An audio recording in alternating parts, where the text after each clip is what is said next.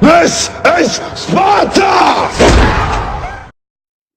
Hi guys, Del here again with another video. This is on my VR settings for Project Cars 2.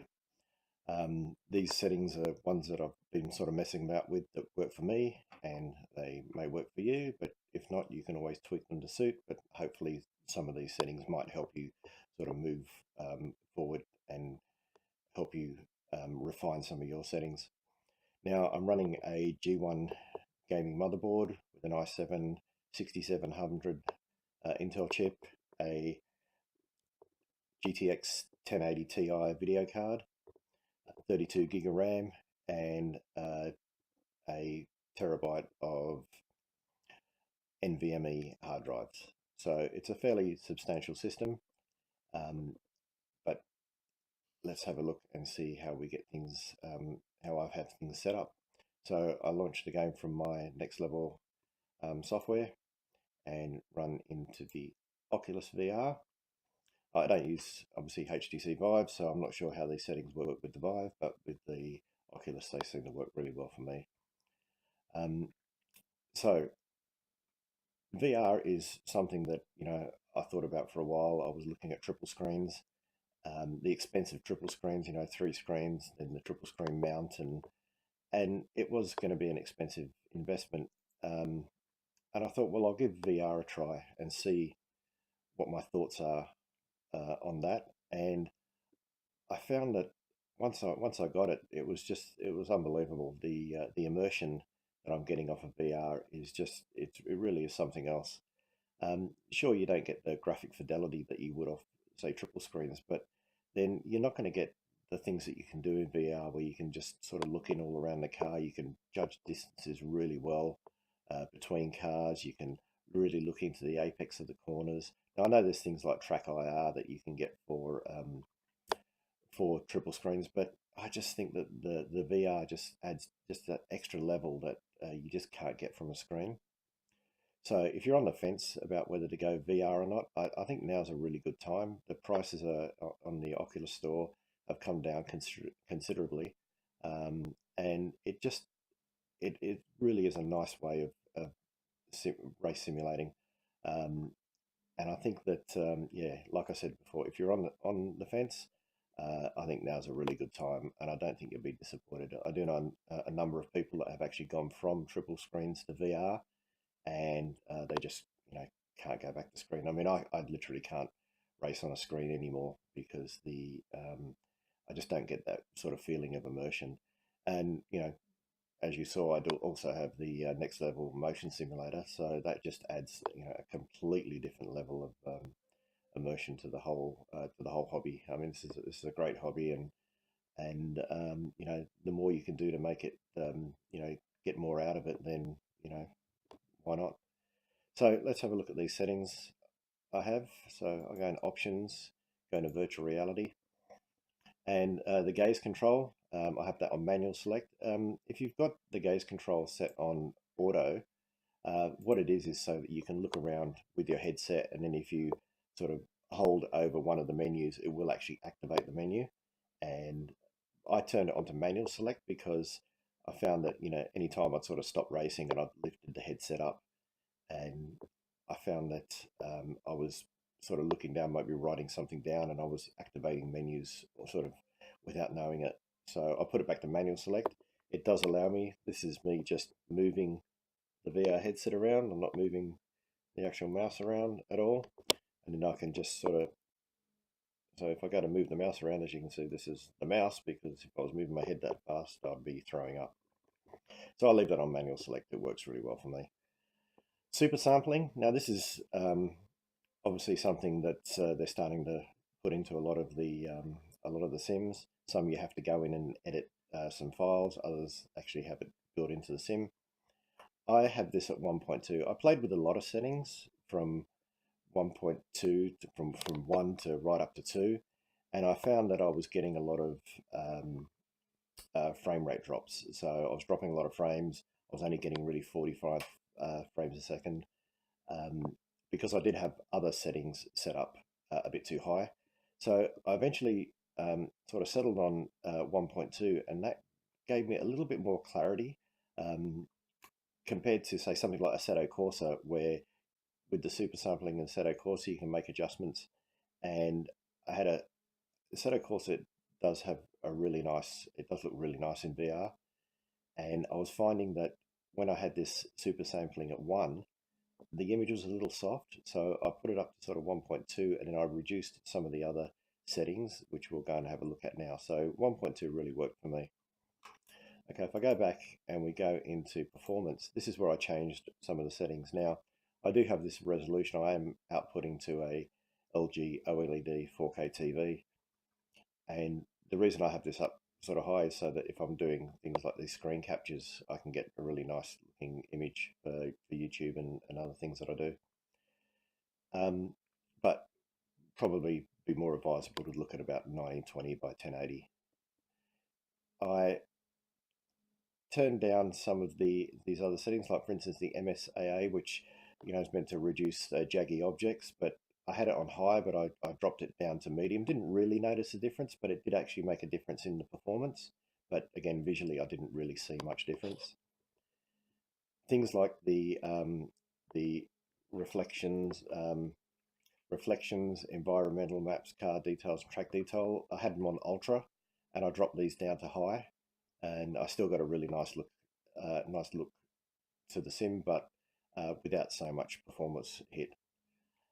Shadow detail I had originally on high, and then I turned it off, but the cars kind of looked like they were floating, so I put shadow detail back to low, and it does give me the effect I was looking for. When you got it turned off, it kind of breaks the illusion a bit, but I put it on low, so I still get the shadows underneath the opponent's cars and bits and pieces, so it does look a lot better. And it will, again, having it on low isn't such a performance hit. The enhanced mirrors I turned off because, from what I understand, if you have that on, it does have to render out a lot higher to your two side mirrors and your rear vision mirror, and again a massive sort of performance hit. But I put it on turned it off or put it on no, and it didn't really notice that much difference in VR, to be honest with you. The motion blur, well, I turned that off because I think it's sort of stupid. I don't really want motion blur. Render frames ahead, if you want to, obviously have frames pre-rendered. Again, I put this on 1. I haven't really, again, noticed that much difference. Grass detail, look, I really don't care whether the groundskeeper has mowed the lawns and made the grass look pretty. I mean, you're going past it, a few 100 kilometers an hour. You don't really care whether he's mowed the lawns or done the edges properly. Particle level and particle density, I keep them on low because it doesn't really bother me at those speeds whether I'm getting high resolution particles hitting me in the face or not, so I just leave them on low. The next thing I changed was I went to visual effects and I just turned off the post-processing. Things like screen dirt, I mean, I'd rather have the screen be clean while I'm racing, so it didn't really bother me too much. And these are just my settings that I have for my visuals. Usually a good idea is to take screenshots before you change anything, so that at least you've got a reference. If something doesn't work, you know what you've changed and you can go back to it. So let's go in and have a look at a quick play. And as you can see up in the top left-hand corner here, I've got the frame rate counter turned on. It's probably a little small, but you can see what it's actually outputting. So sorry about the noise where I'm putting the headset on and off as well. It's sitting on the top of my head at the moment, and to pop it on, it's going to be a bit noisy because I'm using the mic and from the Oculus. Okay, drop in. Now, as you can see, this race is at night time with a few cars on the track. I'm just going to pop the headset up and see we're getting 45 frames a second. You can see there. So let's have a look when we start. And I don't have the motion sim on at the moment, so it feels a bit weird for me not being able to move around, because if I have the motion sim on while I'm trying to actually race, then it'll be all like this, and you don't want to see that on a video. So what I'm going to do is I'm going to do a bit of a lap, and then I can't actually see the frame rate counter in the VR headset, but I'll flick the headset up when there's a bit of clear traffic, and we'll see what we're actually getting. So the Monza track, always that first corner mess, even with AI. So let's see what we're getting. Oh, frame rate looks pretty stable. So again, this is one of the real benefits of VR, being able to sort of look in and apex a corner. Now, excuse me if my driving's really bad. While talking and driving is not really one of my things. And you can see there's quite a fair few cars on the track. It's running at night.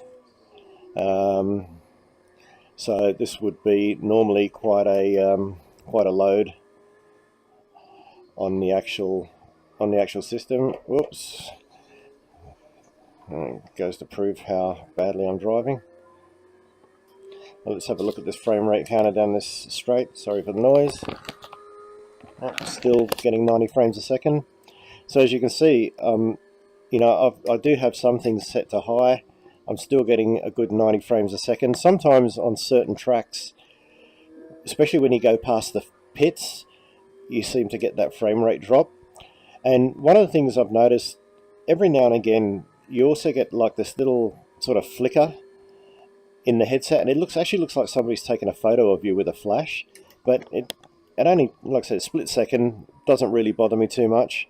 That's one of the little things I've noticed with VR, and it doesn't just happen in project cars. I have noticed it does happen quite a lot in Racer Room as well, when you use the Racer Room VR. But this is, again, one of the things that if you're really on the fence about VR, looking around, I mean, you're not going to get that experience using on any screens. And like I said, you know, I can look into the corner, you know, look into the apexes properly, and go around that corner in third gear, which wasn't smart. But it doesn't matter how many screens you got. I just don't think you're going to get this type of immersion from a screen. So, like I said, it's a cheaper option to get into. I'm not really sure how much the VR systems are at the moment. I know I paid, wow, probably about 500 Australian dollars delivered, but I think compared to the, you know, few $1,000s I was looking at for triple screens, this was you know, a much better option. And like I mentioned before, I really don't think I can go back to actually racing on screen. It just doesn't give me that same effect. Okay, so I'm just going to pull over here and hopefully I won't get run over by anybody. Let's pull over the side of the track, and somewhere nice and dark, obviously. But as you can see, if I just back up here into the light, I mean, look at this. I mean, you're not going to get this from a running screens. And also, when I look down, I'm actually a lot thinner in the car than what I am in real life.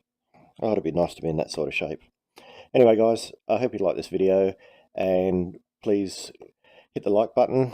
It would be really nice. Like I said, don't forget to check out Steel Jockey's YouTube channel. And thanks again, and I appreciate all the really cool comments I've been getting, and then I try to answer everybody. If you have anything you'd like me to try or like me to record, then please let me know.